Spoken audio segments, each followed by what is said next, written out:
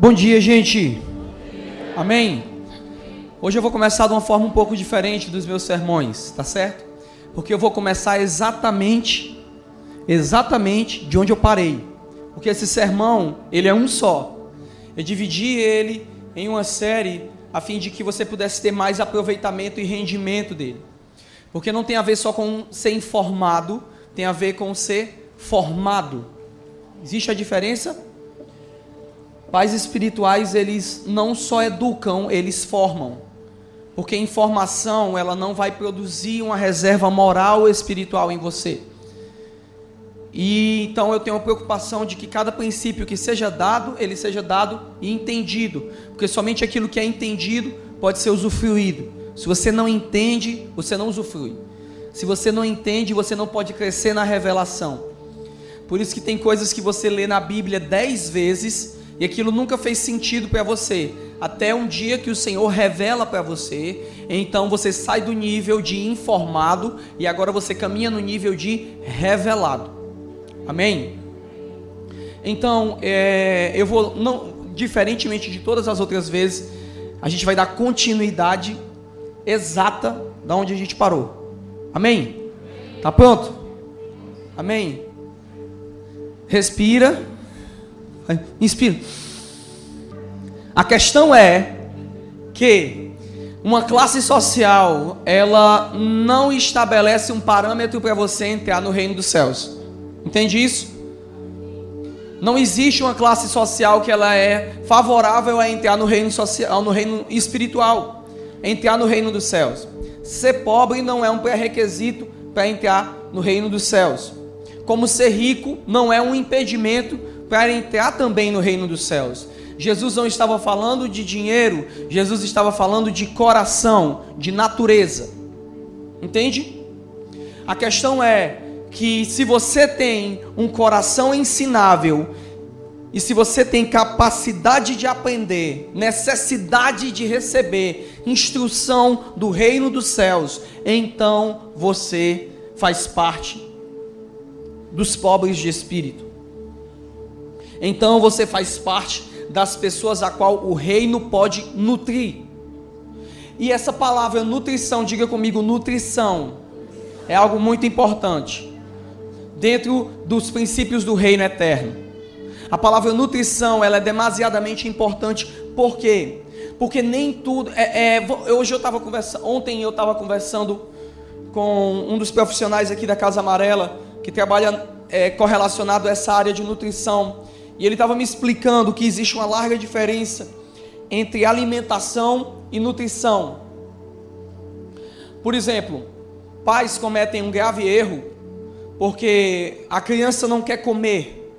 Meu filho, meu bebê não quer comer, ele é bebezinho, ele não quer comer, então o que é que eu faço? Ele gosta de comer xilito, ele gosta de comer, aí o que é que o pai faz? O pai faz assim: é melhor que ele coma alguma coisa do que ele fique sem comer nada. E ele alimenta o filho.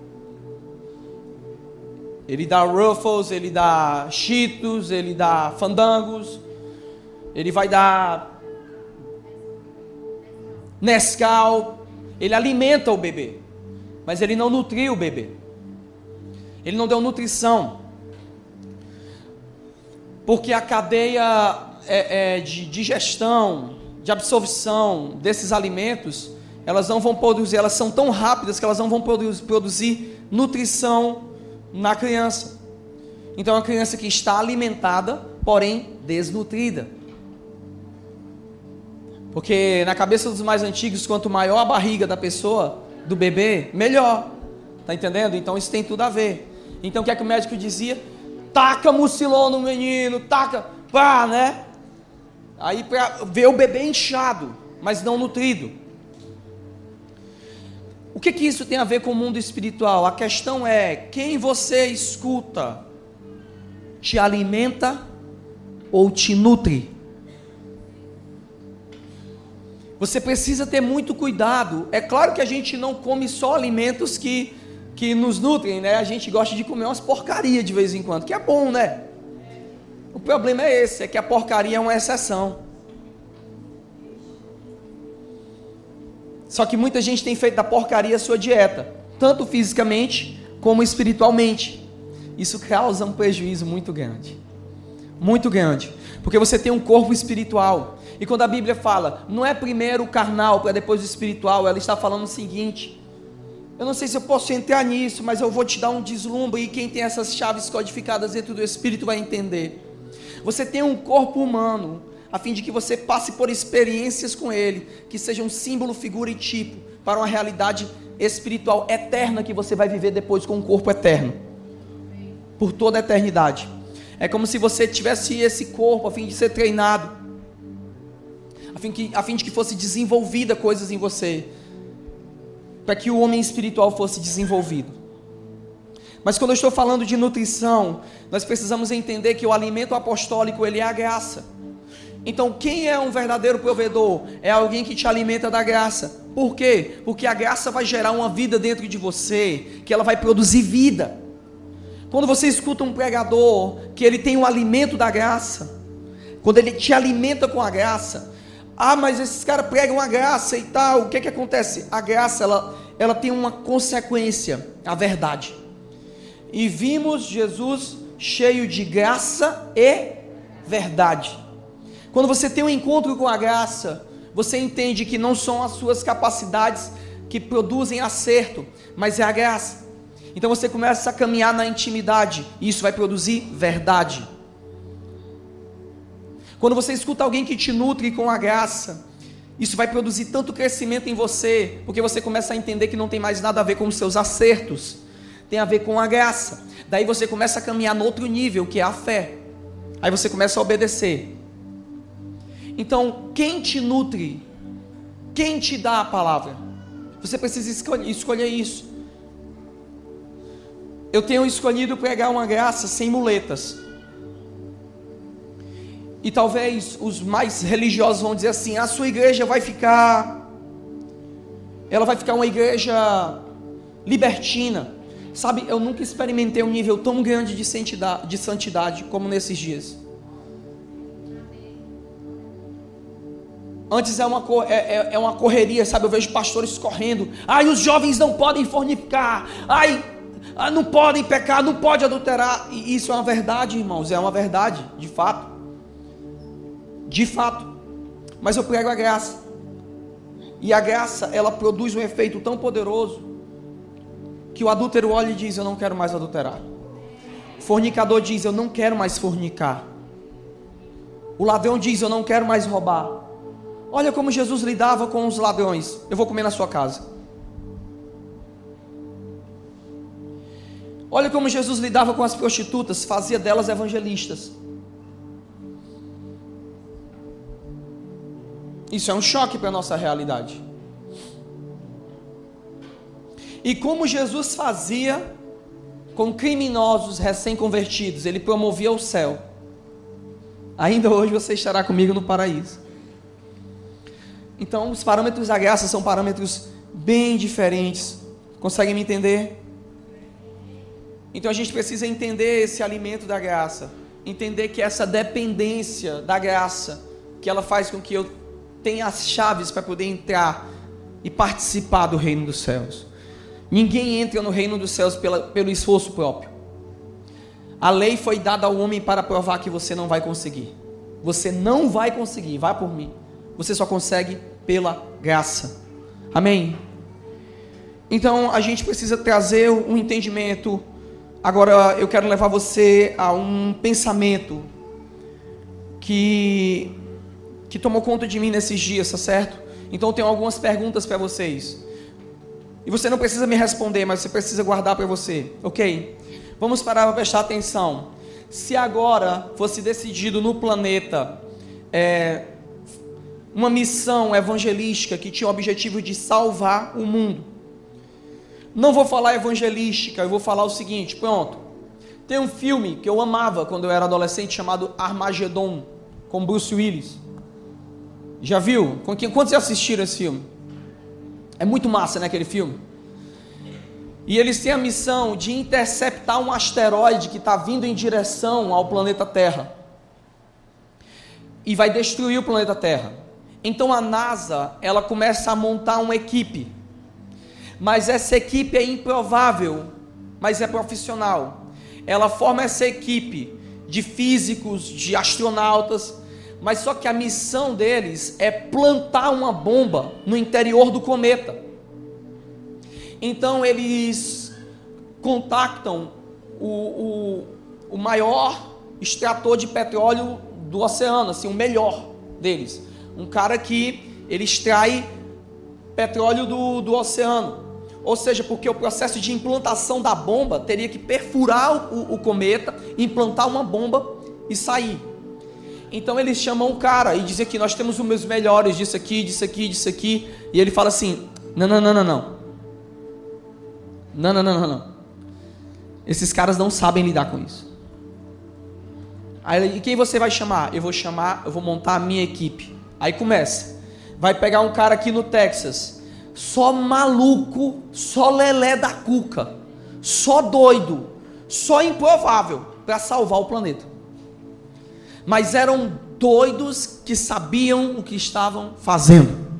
Ele pega os improváveis e monta a equipe. Ao montar a equipe, são caras que não tinham capacidade de fazer aquilo, porque você precisa entender de força G, você precisa ter o corpo treinado, para você entrar dentro de uma nave, para você suportar a pressão daquela nave, porque você precisa entender que essa nave vai ultrapassar os limites da atmosfera, vai para o espaço, onde há o vácuo.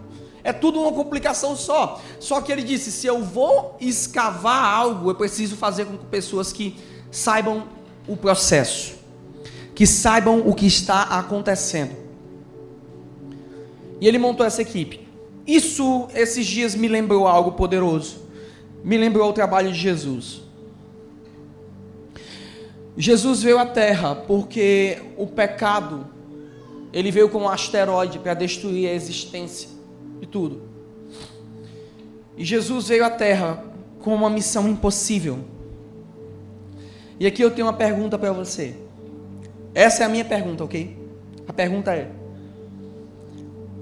se você tem uma missão para fundamentar o mundo com uma mensagem espiritual, uma mensagem que vai revolucionar as eras, a pergunta é: por que Jesus não escolheu nenhum rabino para ser discípulo ou apóstolo? Se você fosse fazer a missão, você escolheria pregadores formados ou montaria um time completamente improvável? Por que Jesus escolheu os fariseus? Não escolheu os fariseus? Porque dentre os apóstolos não tinha nenhum rabino. Nenhum. Olhe para a pessoa que está do seu lado e diga assim: porque Jesus não tinha nada para ensinar para eles.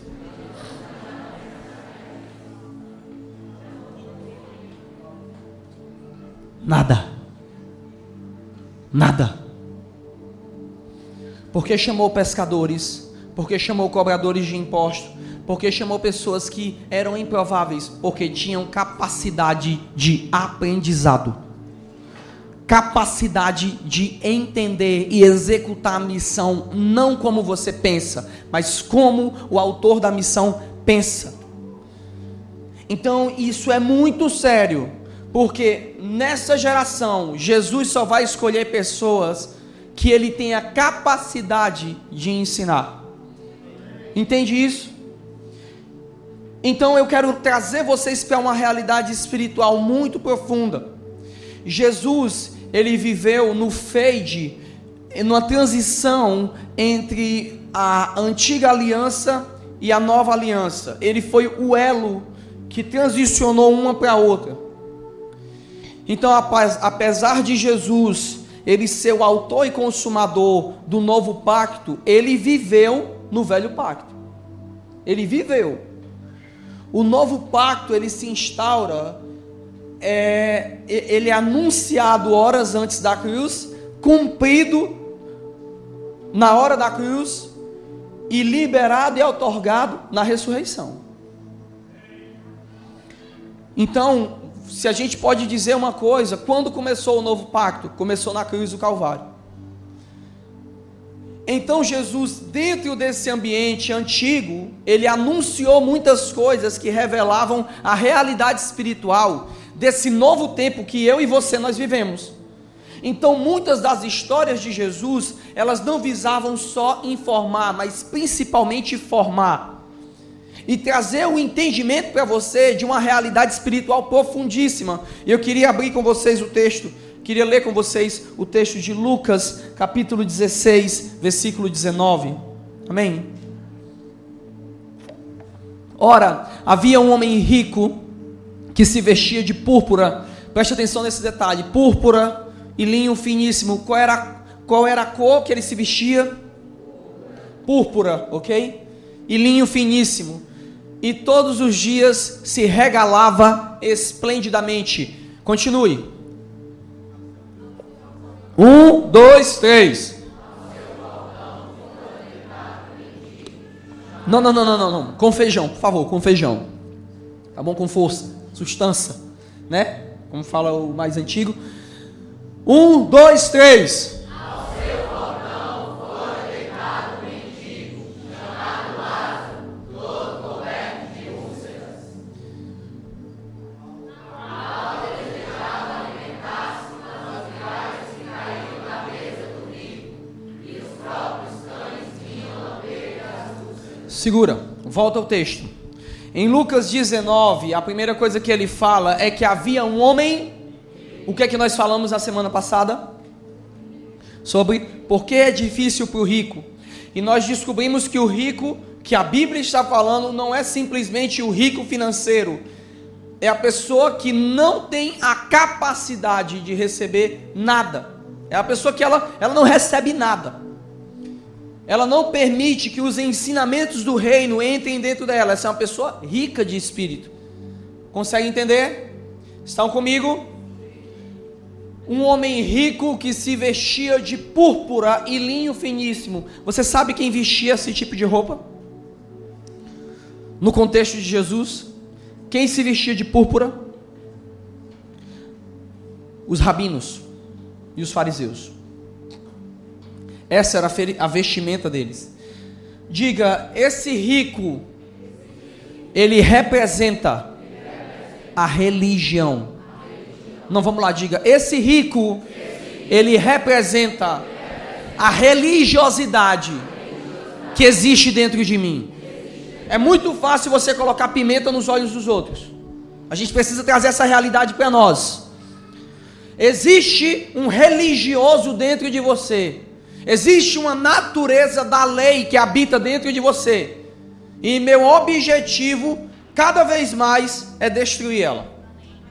Na sua vida, como pai espiritual dessa casa, é obliterar essa relação que você tem com o velho homem, o homem da lei, o homem religioso.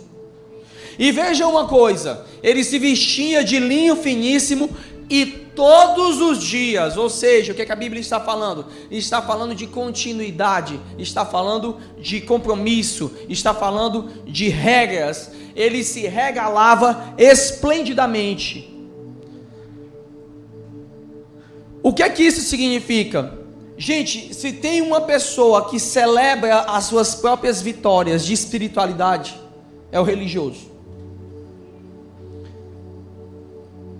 Ele celebra e ele muitas vezes usa as suas abstenções para poder criticar os outros. Se ele evangeliza, ele usa isso como uma ferramenta para agredir a igreja. A igreja está morta porque não evangeliza. Se ele ora, ele usa isso para atacar a igreja. A igreja está morta porque não ora.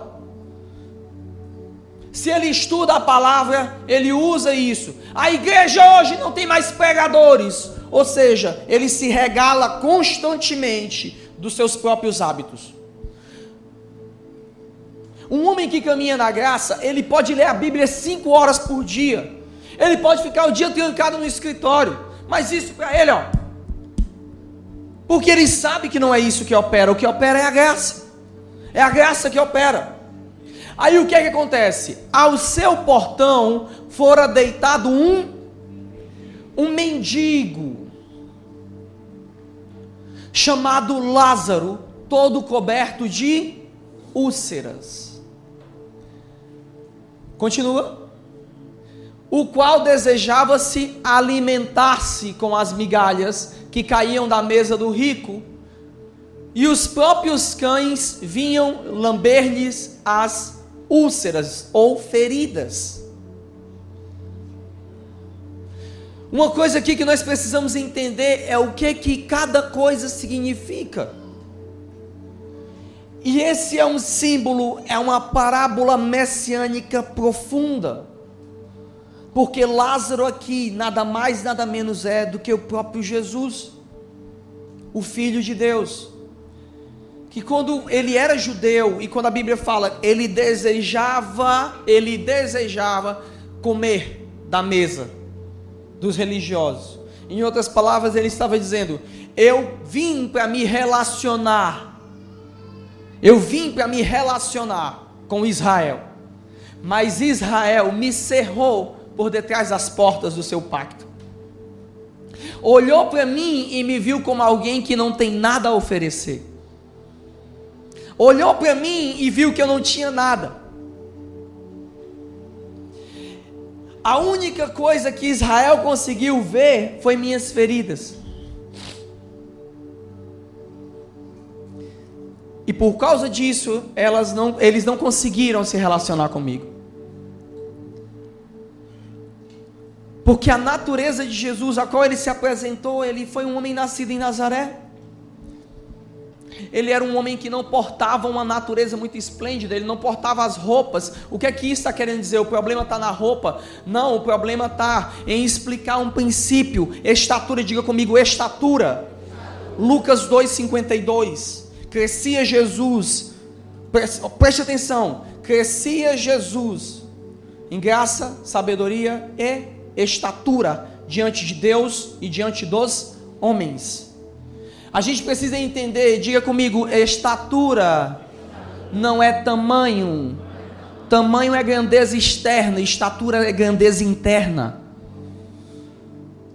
Golias, ele tinha tamanho, Davi, ele tinha estatura. Por isso a substância interior de Davi venceu Golias, porque o que ele portava dentro era maior do que o que Golias portava por fora. Golias não tinha fé, Davi tinha. Estatura também pode ser chamado de pelikos, grandeza interna. Eu sou maior por dentro do que por fora. E a natureza de um pregador da graça, de um ministro, de um alimento apostólico, eles não são pessoas que eles aparentam ser. Porque nós não trabalhamos por performance. Nós não trabalhamos pelo que é aparente. Nós temos camadas dentro de nós. Ei, ministro da nova aliança, ei, ministro do novo pacto, entenda, você não é o que você aparenta, você é o que você porta. E se você queria conhecer quem era Jesus, você precisava se aproximar. Você precisava escutá-lo. Você precisava permitir se aquietar e a sua mensagem entrar. O semeador, ele saiu a semear. Teve semente que caiu na pedra rochosa, semente que o diabo roubou, semente que o sol queimou, mas teve semente que caiu na boa terra. Então, a natureza de Jesus não era uma natureza que era explícita, era uma natureza que era implícita, ela estava dentro. Essa natureza de Jesus, ela era poderosa por dentro. E tem muitas pessoas que acham, entenda uma coisa, quando você lê a Bíblia, você está vendo a natureza exposta de Jesus. Mas Jesus, ele está vivo, e ele está vivo dentro de você, e eu vou provar já já. E essa natureza interna é muito maior do que o que a Bíblia pode falar. Ela não nega a Bíblia, e a Bíblia corrobora ela. Mas Jesus, entenda, ele não está restrito só à Bíblia. A história de Jesus não parou quando ele subiu aos céus. A história de Jesus está viva. Jesus está falando com pessoas hoje. Jesus está transformando pessoas hoje. Jesus está se revelando a pessoas hoje. Jesus está preparando coisas grandiosas no reino espiritual para nós. Não parou, não parou. E ela está acontecendo. Então, A gente precisa entender que os teólogos, os rabinos, as pessoas não conseguiram discernir essa natureza profunda de grandeza interna que Jesus tinha. Por conta disso, Jesus era visto como um quê? Como um incômodo. Era um incômodo ao que eles estavam construindo. Jesus passa uma vez e diz: por que vocês estão chorando, batendo a cabeça, pedindo para que venha o rei de vocês? Eu estou entrando aqui, ó. Eu estou entrando na cidade. Como nós precisamos ter muito cuidado para que a nossa concentração não nos segue. Porque às vezes a gente está focado numa coisa, tão focado, que a gente não percebe entender que Jesus está entrando pelo outro lado. Então esse Jesus, diga comigo, Jesus, ele era portador de um alimento. E agora as coisas ficam loucas. Sabe qual era o alimento de Jesus? Suas feridas.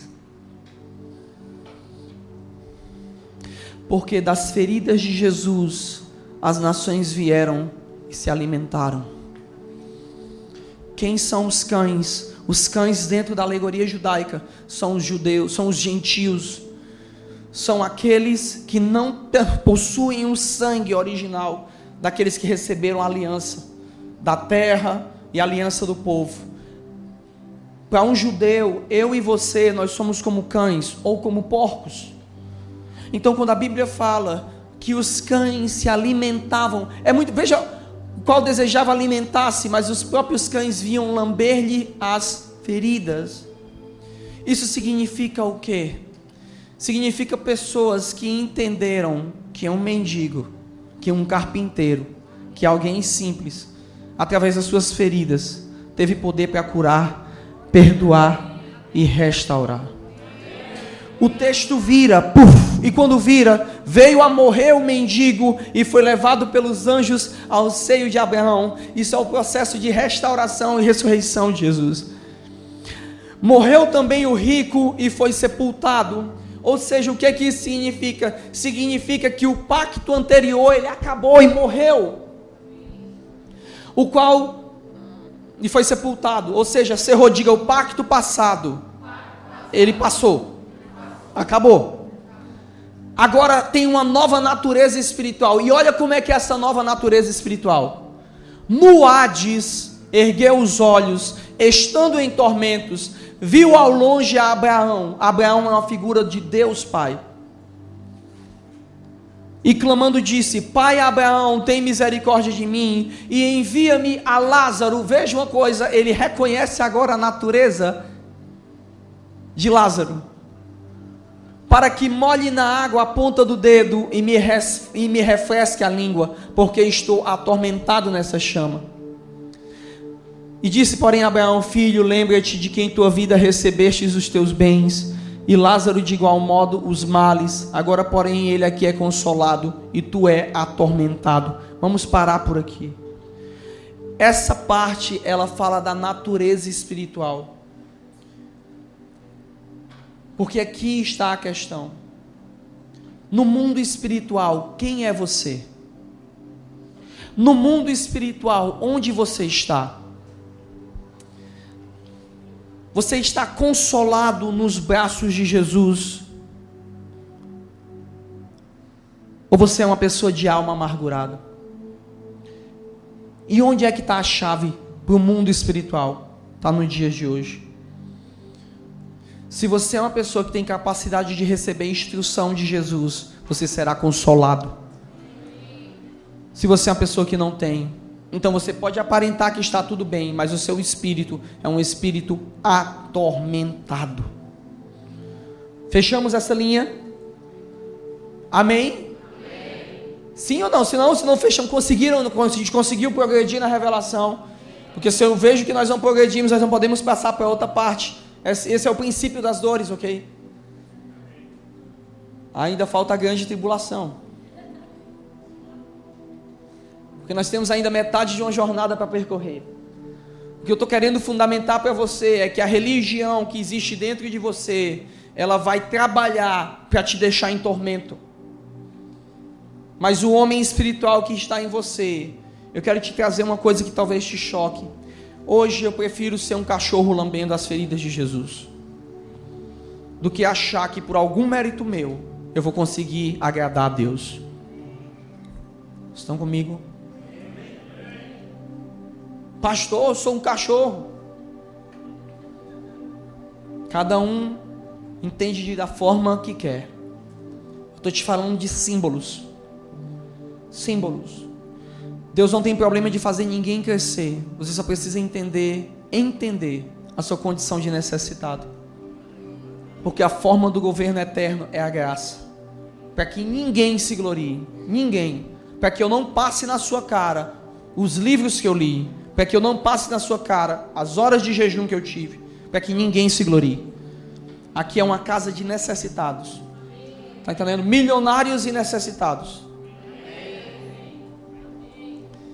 Eu estava falando com um pastor que disse que queria... Eu quero caminhar contigo. Eu estava explicando para ele algumas coisas acerca de igreja. E eu disse para ele, eu não sou pastor de pobres. Ele arregalou o olho. Como assim, pastor? Eu sou pastor de ricos em desenvolvimento. Quem celebra vem sobre si, né? Quem celebra aquilo que você celebra vem sobre você. E quanto mais você celebra, aquele que não quiser, você toma dele e pronto, é assim. Porque aquele que não frutifica, até o que tem será tomado e dado àquele que frutifica. Eu vou quebrar com esse conceitozinho daqui para o final, eu vou quebrar. A sua justiça própria, e que Deus quer me enriquecer. Você vai ver, você vai entender como a pobreza da igreja, ela foi um fator que prejudicou tanto a expansão do reino de Deus. Prejudicou tanto. E eu sei que o Satanás, ele pega o texto que eu digo, eu não sou pastor de pobre. E ele usa isso. Mas, se caluniaram Jesus, ele disse que eu me caluniar, então não tem um problema com isso não. São 11 anos de ministério pastoral lidando com isso. Então não tem um problema com isso. Eu mesmo. Cada um escolhe quem quer o povo que quer pastorear. Eu escolhi que eu sou pastor de ricos em desenvolvimento. Acabou. Entendendo? E vai ser manifesto. E acabou. Acabou. Amém? Mateus 19, 13. Agora vamos para a segunda parte. Eu disse que vocês iam me escutar até me enjoar, que eu que mandou viajar. Mateus 19, 13. Vocês estão muito tristes. Acho que eu vou viajar de novo aqui, porque, né? Pelo amor de Deus. Continua ou não continua? Vamos lá. Então trouxeram-lhe algumas crianças, para que lhe impusesse as mãos e orasse. Mas os discípulos os repreenderam. Jesus, porém, disse: deixai as crianças, e não as impeçais de virem a mim, porque das tais é o quê? Veja como a coisa é complicada. O pobre vai herdar o reino dos céus. O rico é difícil entrar no reino dos céus. E das crianças, já é o reino dos céus. Será que é criança mesmo? Né? Será? Tem aquela criança com a unção de Satanás, né? Que ela entra.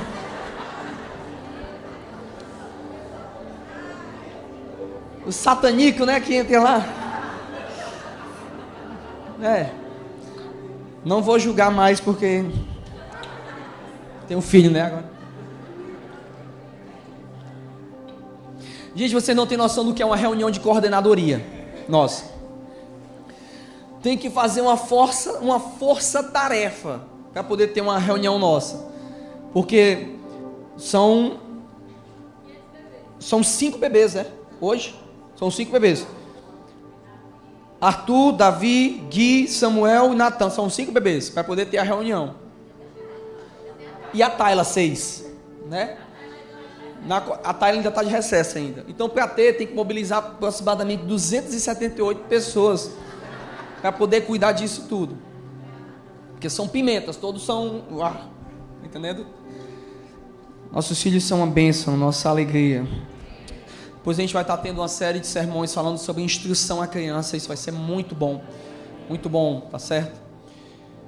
Isso vai ser muito poderoso. Mas sempre que eu ouvi falarem desse texto, eu vi um problema de interpretação nesse texto, e fizeram músicas baseado nisso, beleza? Então começaram a tratar o assunto como se dissessem assim, ó, a gente precisa ser inocente que nem uma criança, precisa ser assim, não tem maldade. Gente, isso é um grande erro da religião, porque criança tem maldade sim. Provérbios fala que a maldade, a estutícia, e outra tradução é a birra, ela está amarrada à alma da criança. E ela cita uma metodologia corretiva para isso. Usa a vara e afugentará dela. Depois a gente fala sobre isso, mas o que eu estou querendo te dizer é que uma criança, ela está passando também por um processo de corrupção, porque ali tem a natureza do velho Adão. Então a correção e a repreensão são ferramentas para poder livrar aquela criança da morte. A Bíblia fala: repreenda o teu filho para que ele não morra. O que a gente se vê muito hoje em dia é que as ferramentas, tanto da terapia e da psicologia, foram usadas sem o equilíbrio necessário, porque como eu respeito esse tipo de coisa, mas sem o equilíbrio necessário, sobrepuseram a sabedoria eterna de Deus, exposta em Provérbios, exposta em Salmos, exposta em Mateus, para a educação de crianças, e acharam que entendiam mais da criatura do que o próprio Criador, e a gente criou uma geração perversa, irreverente, que não respeita pai e mãe, e que atrai condenação para si. Nós vemos nessa geração uma marca profunda da rebelião, porque a Bíblia fala: honra teu pai e tua mãe para que teus dias sejam longos. Então a antítese desse pensamento seria: se você não honra seu pai e sua mãe, seus dias serão curtos.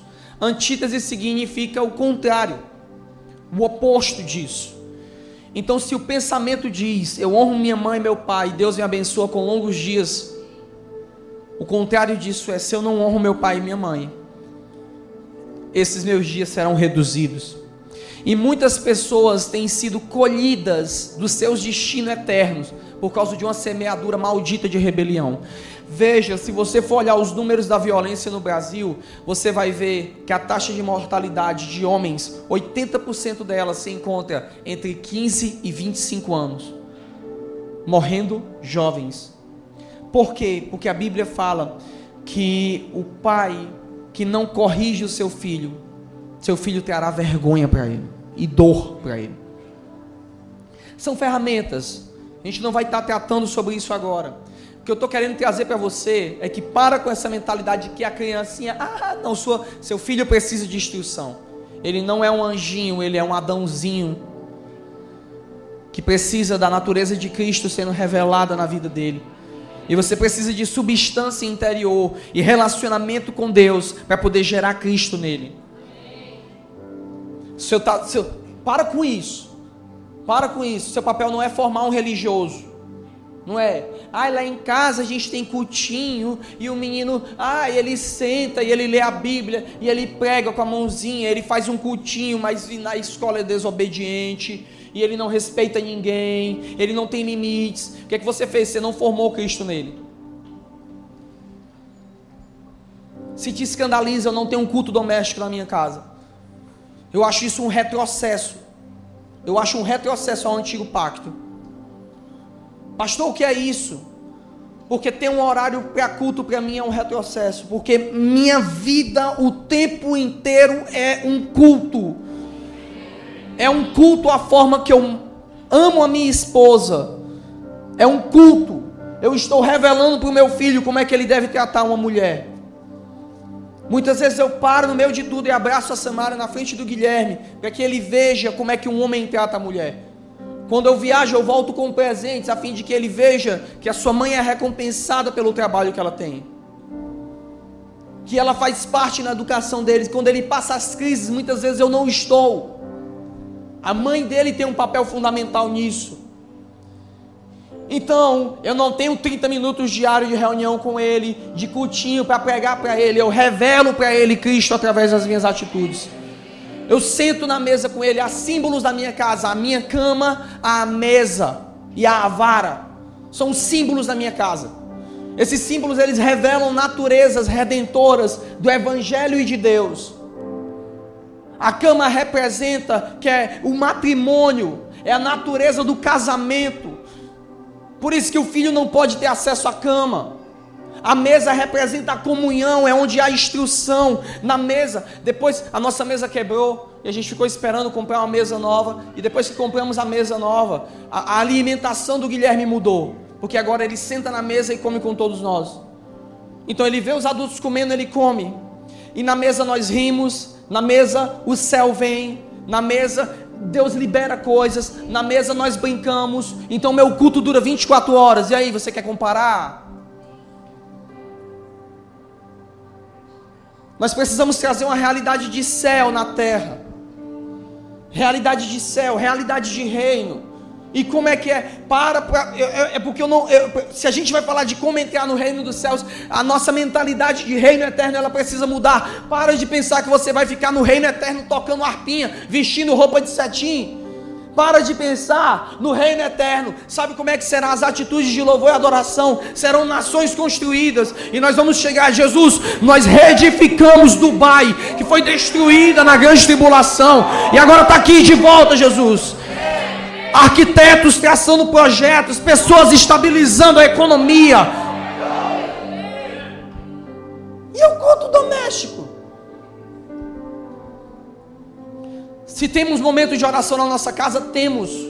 Todo dia quando eu desço lá em casa, eu olho na minha sala, eu levanto as mãos e profetizo. Esse dia será um dia de bênção, esse dia será um dia de vida, esse dia será um dia de rompimento, esse dia será um dia em que o favor de Deus vai acontecer, e a unção começa a fluir dentro da minha casa, e eu vivo um dia de vitória, porque eu sou um sacerdote do novo pacto. Eu não estou detido por tempo, nem por programações, nem por pessoas. O meu pacto é livre e ele está estabelecido em todo e qualquer lugar.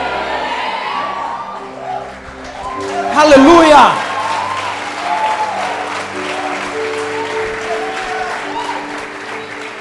Aleluia! Quando Jesus estava dizendo, deixa vir as crianças, ele não estava dizendo para você ser um retardado.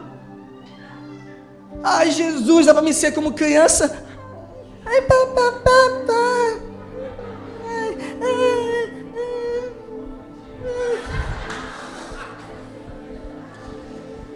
Para com isso. Jesus não está pedindo para você ter uma atitude que é incoerente com a sua idade. Paulo fala, quando eu era menino, eu me comportava como menino, mas agora que sou homem, eu trato as coisas como um homem. Uma das primeiras palavras proféticas que eu recebi na sua vida, na minha vida, foi: você é um menino, mas você tem a performance de algumas coisas como um homem. E quem me conhece e anda comigo de perto sabe disso. Relevante a esse tempo, mas leal à eternidade. Relativo a esse tempo, mas leal à eternidade. Beleza, estou pregando de moletom, mas dentro tem um velho. Tem um velho aqui dentro, amigo. Dentro tem um ancião de dias. Porque a minha natureza é maior por dentro do que por fora.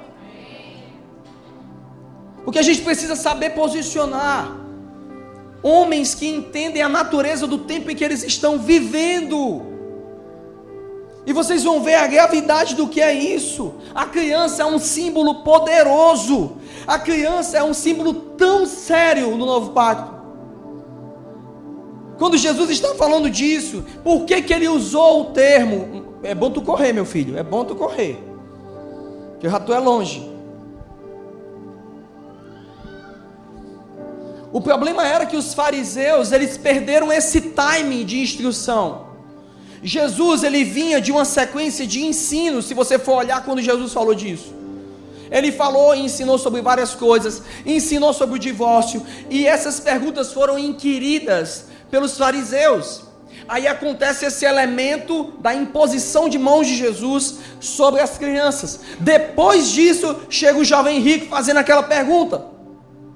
Então Jesus estabelece um parâmetro: deixa vir as crianças, porque dela é o reino dos céus. Então Jesus ele estabelece: das crianças é o reino dos céus. Depois aparece o jovem rico, aí ele diz: é impossível, é muito difícil um rico entrar no reino dos céus. Lembrem-se, é o mesmo contexto. Então Jesus ele estava trazendo uma revelação ali. Por que a criança? Eu sei disso porque eu tenho uma em casa. O maior símbolo de instrução que existe é a criança. Pegue uma pessoa de 60 anos, coloque um iPhone ou um iPad na mão dela e diga assim: por favor, liga o teu AirDrop para me passar umas fotos para você. Talvez tem gente aqui de 20 anos que não sabe fazer isso.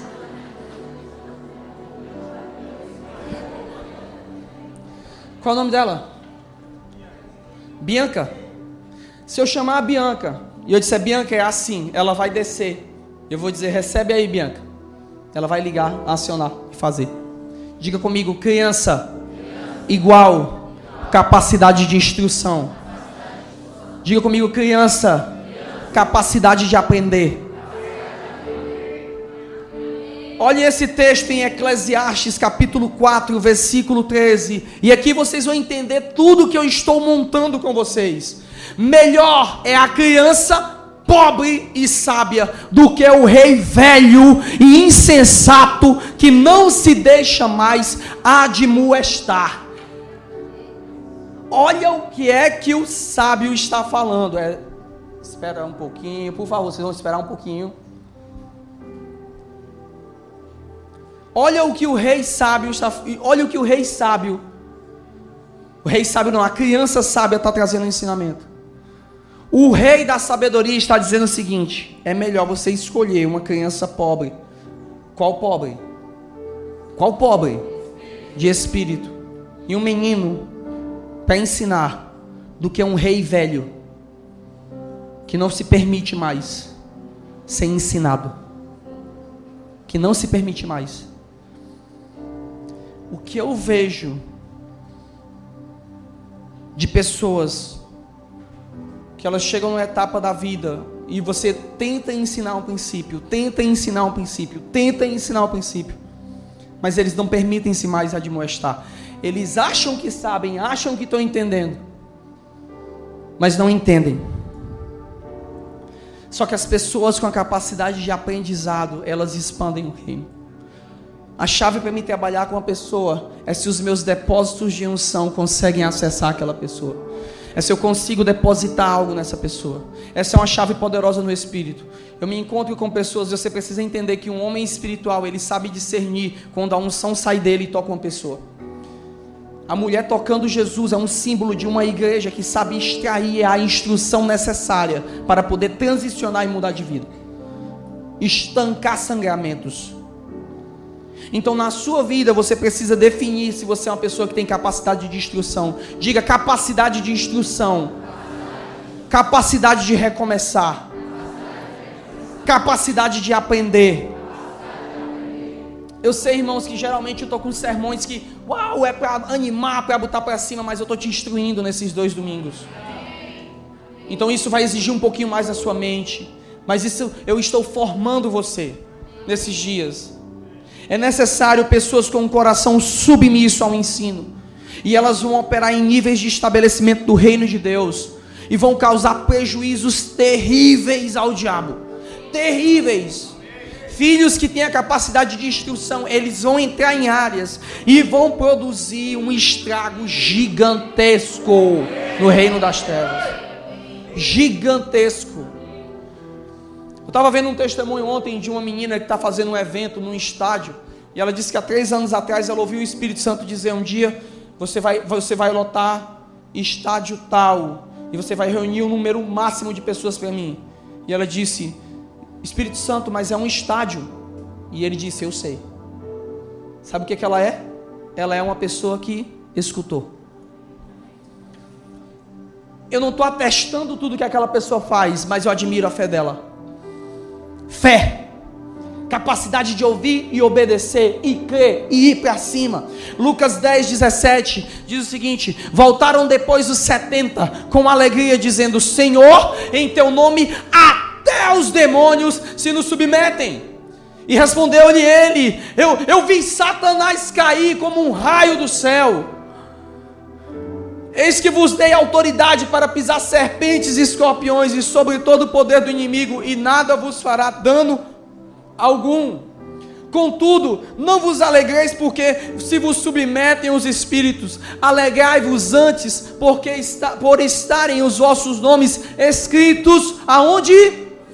Jesus estava dizendo: é muito legal o que vocês produziram, mas mais legal ainda é que vocês entraram dentro de uma dimensão que agora vocês fazem parte dos estabelecedores de reinos, do estabelecedor de uma verdade eterna. Vocês agora são influenciadores de reinos.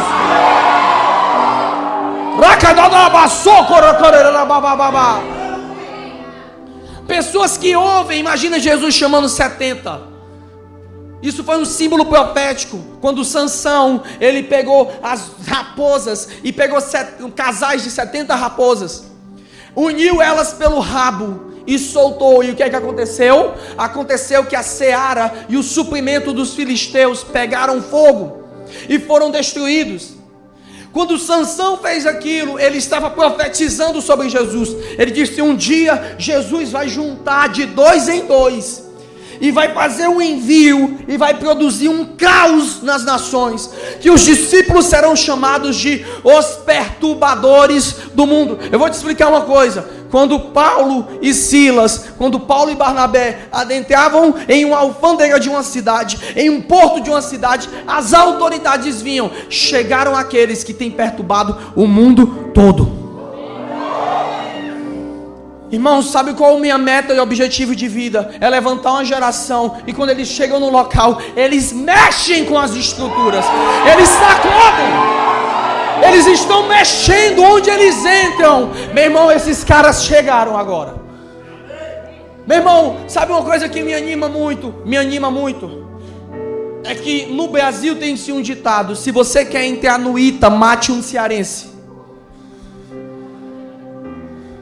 Sabe por quê? Porque os cearenses alcançaram governabilidade nessa área. Nós precisamos entender que sobre o espírito de Estevão estava algo chamado irresistibilidade. Ninguém conseguia resistir. E nós precisamos romper com a mentalidade de resistência. Aí eu te pergunto: por que Jesus não escolheu nenhum rabino? Porque eles estavam plenos. E Deus não estava querendo formar teólogos. Jesus estava querendo formar conquistadores de mundos.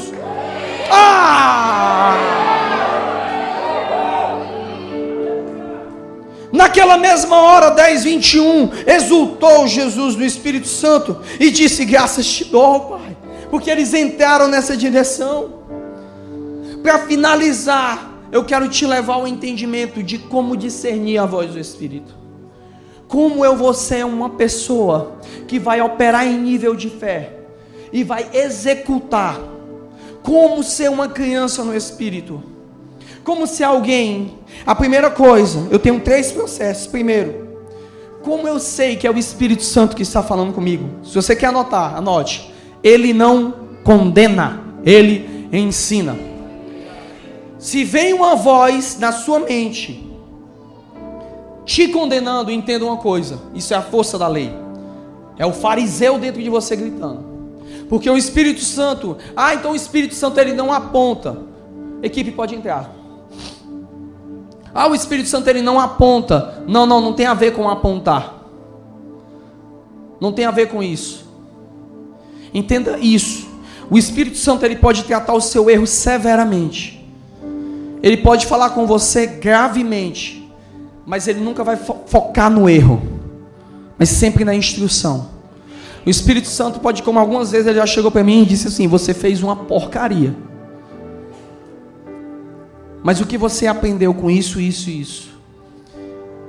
Diga, nunca foque no erro.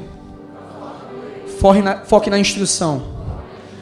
O primeiro ano de vendas da Coca-Cola, eles venderam 30 garrafas. Já imaginou? Deu errado. Eles se reformularam. Eles se reinventaram. E hoje, está aí. Hoje está aí. Então você tem que prestar atenção em não focar no erro, mas focar na instrução. Vejam o quão poderoso é isso. Segunda coisa que eu quero tratar com você. O Espírito Santo, ele te revela o Pai e a vontade dele. As coisas que as pessoas mais me perguntam eu quero saber qual é a vontade de Deus. Você precisa entender que a vontade de Deus já está dentro de você e ela se chama Espírito Santo. E ele comunica com você. Ele te ensina e ele te forma. Veja isso, João 14:23 diz: respondeu-lhes Jesus: se alguém me amar, guardará a minha palavra, e o meu Pai o amará, e viveremos nele e faremos nele morada. A primeira coisa que quando eu entendo que o Espírito Santo fala comigo, é que não há um espírito de condenação, é entender Romanos 8:1, portanto agora nenhuma condenação há. Nenhuma condenação há para os que estão em Cristo Jesus, que não andam segundo a carne, mas segundo o Espírito. Quando você entende que você não caminha na condenação, você começa a criar fé.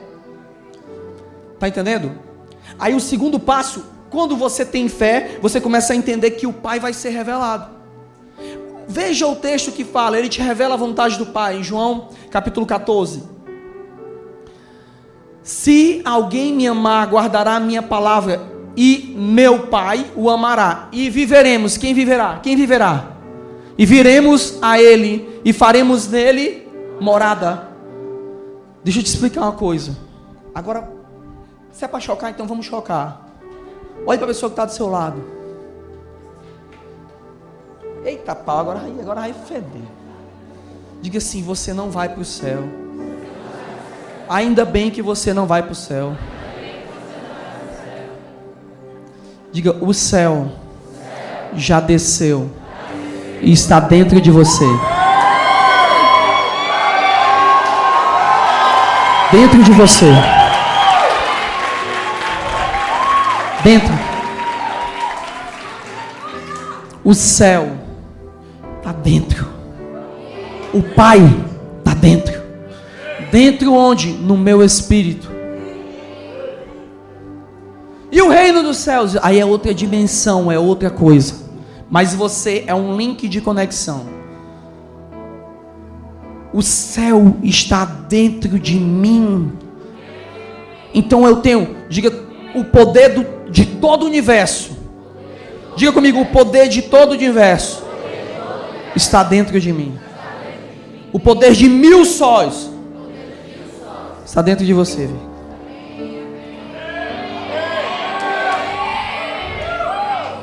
O problema é que quando a gente fala esse tipo de coisas, tem pessoas que ficam assim, ó. Oh, meu Deus. E agora? É o sentinela. Né? Meu Deus. Não sou eu que disse, gente. Viremos e faremos nele morada. Quando você recebe Jesus, o céu é colocado dentro de você. Esse é o grande mistério de Deus. É porque eu não tenho tempo para entrar nisso. Terceira coisa. Ele te desafiará a andar por fé. Mas antes disso, João 14:26. Mas o ajudador, o Espírito Santo, a quem o Pai enviará em meu nome, quem vai ensinar? Esse vos ensinará todas as coisas e vos fará lembrar de tudo quanto eu vos tenho dito. Diga: eu tenho um professor dentro de mim, melhor do que qualquer faculdade online. Espírito Santo, o que você acha disso? Eu acho isso. Sabe qual é o problema? é que a gente não acredita que o Espírito Santo está dentro e falando. Eu não sei você, mas para qualquer coisa eu pergunto: onde eu invisto? O que eu faço? Por qual caminho eu vou? Quando eu me perco no Waze, sabe o que eu pergunto? Espírito Santo, qual a melhor rota? Eu decidi que se a Bíblia fala que Ele ensina tudo, então Ele ensina tudo. Tudo. Eu sou um investidor. Sabe o que eu faço? Antes de tomar minhas decisões, eu pergunto: Espírito Santo, onde eu invisto? Como eu faço? E a Bíblia diz que Ele ensina tudo, e Ele me ensina. E a terceira coisa, Ele me desafiará a andar por fé. Abraça a pessoa que está do seu lado. Vamos lá, abraça ela e diga: essa voz que está dentro de você, ela não vai permitir que você fique no mesmo lugar. Ela não permitirá. Ela te desafiará. Qualquer coisa que te deixa no local onde você está não tem a ver com a natureza de Deus. Qualquer coisa que te deixe estático. Eu quero te dizer, se tem uma voz dizendo para você: vai lá, faz esse curso. Vai lá, estuda mais uma vez. Vai lá, investe. Eu quero te dizer que há um grande indício de ser a voz do Espírito Santo te desafiando. Sabe por quê? Sabe por quê? Porque eu vou te explicar algo. Eu vou te explicar qual é o grito da ordem de Melquisedeque. Qual é o grito do novo pacto? Isaías 61, versículo 1. Olha a condição do Espírito Santo na vida de todo ministro. Porque aqui você não é um membro de uma igreja, você é um ministro habilitado do novo pacto. Olha o que é que o Espírito Santo faz dentro da tua vida, Batista. Olha aí, o Espírito do Senhor. Agora você vai dizer isso profeticamente. Diga: o Espírito do Senhor está sobre... De novo. O Espírito do Senhor está sobre mim. Porque, aí agora tem um objetivo. Porque o Senhor me ungiu para pregar boas novas aos mansos e enviou-me a restaurar os contritos de coração, a proclamar liberdade aos cativos e abertura de prisão aos presos. Guarda.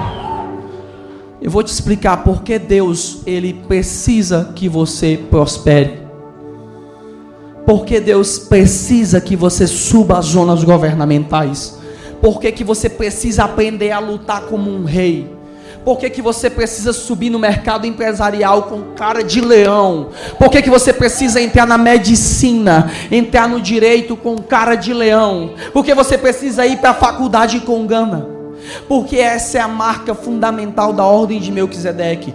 Quando os reis saem à guerra e os justos são levados cativos, é necessário que uma casa apostólica se levante e diga: o meu irmão está preso. E esse é o grito da ordem de Melquisedeque. Por isso que Jesus, quando ele entra na sinagoga em Lucas 4, ele diz: o Espírito do Senhor está sobre mim. E assim como Abraão desceu até Quedorlaomé e libertou Ló, eu estou agora descendo a casa de Israel para libertar os meus irmãos que estão cativos. Eu tenho alguns pontos para te incentivar à liberdade. Primeiro, liberte pessoas. Segundo, o meio empresarial, ele precisa de alguém que rompa e estabeleça um teto de justiça. Os empresários precisam de libertação, porque Quedorlaomé, porque o mundo, porque o diabo estão prendendo eles. Precisa de a ordem de Melquisedeque dando um grito: em liberdade. E como você vai fazer isso? Não é expulsando demônio através de jejum e oração, é tendo atitude governamental, é sendo melhor, é ganhando mais. Sabe para quê? Para servi-los, para preparar uma mesa diante deles e amá-los e cuidá-los e explicar: a sua empresa vai dar certo. Sabe por quê? Porque a minha deu certo assim, a minha deu certo fazendo assim, e quem me ensinou foi o Espírito Santo. Outra área, a educação, ela precisa de pessoas que a libertem. Eu vou chutar logo o pau da barraca aqui, eu não quero saber de nada não. A gente faz assim, ó: vamos resolver o problema da educação, vamos construir um colégio para nós colocarmos nossos filhos. Vamos construir um colégio? Não, nós não temos que construir colégios. Nós temos que formar educação. Nós temos que formar educadores, formar professores que adentrem dentro das secretarias de educações públicas, que adentrem dentro dos meios que estão lá precisando. Porque quando nós fugimos e formamos guetos, a gente entrega os nós, a gente entrega os nossos irmãos que estão presos no ensino público. A gente entrega as pessoas que estão, a gente está entregando a nossa educação na mão de reis opressores. E nós achamos que a melhor saída é vamos fazer um colégio de crente. Sim, eu quero ter um colégio cristão, mas eu entendo que isso não é efetivo. Eu vou salvar 1000, vou salvar 2000. Agora, se eu formar 15 professores aqui, 15 educadores, se eu formar 20 secretários de educação, meu amigo, se eu conseguir formar um coordenador de um colégio aqui, quantas pessoas esse cara vai afetar? Suba e reine, suba e reine, suba e reine. As crianças, vamos fazer um orfanato e mudar a vida de 100, beleza. 80% das crianças que são abusadas na nação são abusadas dentro de um contexto de conhecidos, e 56% dentro da casa paterna, por pai, por mãe ou por irmão. Aí a igreja não sabe disso, né? Porque é perigoso. Não é de Deus. Deus não quer me prosperar. Largue sua faculdade e venha para o campo missionário cuspir fogo. O Espírito do Senhor está sobre você. Talvez por que no seu coração queima tanto a justiça social? Por que você investiu anos numa carreira de assistência social, uma faculdade? Porque no seu coração foi colocado um grito da ordem de Melquisedeque: liberte pessoas, liberte pessoas, liberte pessoas.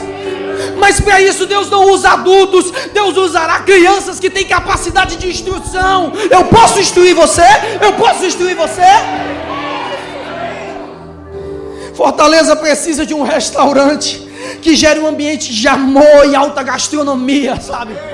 Fortaleza precisa de alguém que chegue num restaurante e sirva um vinho com queijo de qualidade, e as pessoas sentem ali e ela, meu Deus, cara, eu gosto de vir aqui. Os melhores empresários da cidade vêm e se sentam. Sabe por quê? Porque tem um ambiente da tuube, da glória do Senhor estabelecido sobre aquele local. O que eu estou falando, pastor? Pensar que só ia falar de reino de Deus, e você acha que é o quê? Quantas igrejas estão cantando todo domingo? Hoje milhares de igrejas vão cantar, mas quantas vão descer ao vale de Savé para guerrear? Quantas vão fazer como Abraão? Sabe o que eu estabeleci como meta na minha vida? Os próximos 10 anos eu estou treinando meus 318. Eu estou treinando. Amigo, tem muita igreja que vai tratar inúmeras coisas, mas aqui eu vim para cá não para informar vocês. Eu estou vindo para formar o rei que existe em você, formar o guerreiro, o rei e o sacerdote. Fortaleza precisa de uma igreja que ensine sobre o objetivo eterno de cada pessoa que entre pela sua porta. Quando você sentar nesse banco, você vai receber doses cavalares da sua identidade no reino. Eu estou acordando em você a necessidade de desafio, a necessidade, sabe por quê? Porque cada coisa que você conquista é uma coroa que você está lançando aos pés de Jesus. Senhor, está aqui meu restaurante, ó, e eles lançam suas coroas dia e noite. Senhor, está aqui a minha pasta de educação que eu formei. Senhor, está aqui a área, está aqui a regional da cidade de Fortaleza, que agora eu sou conselheiro tutelar e eu estou cuidando de... Está aqui, ó.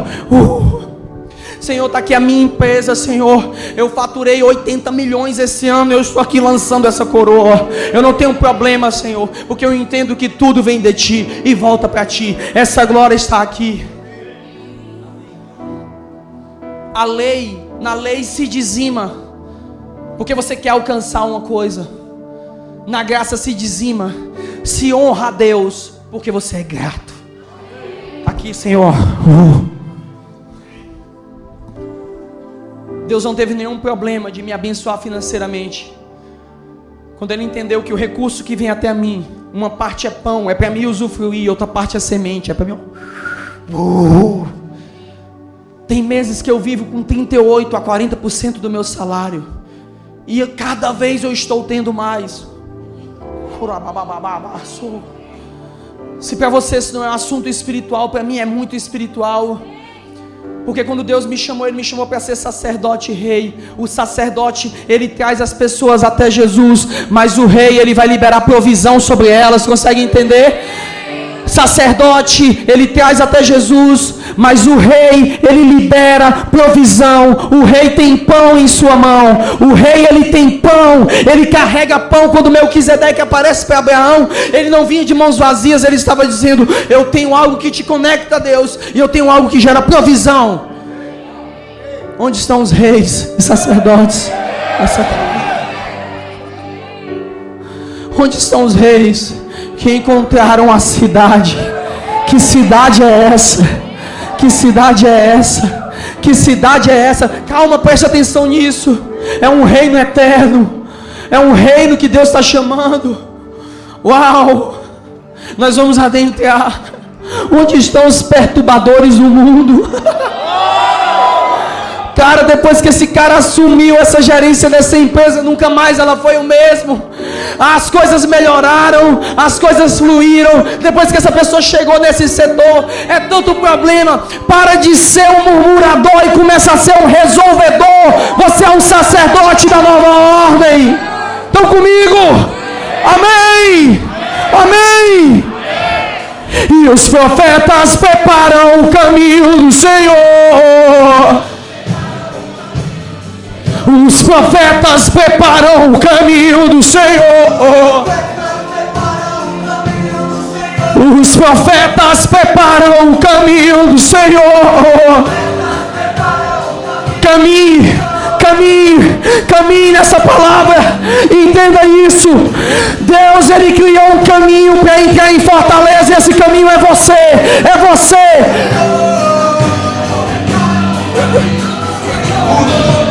Responde!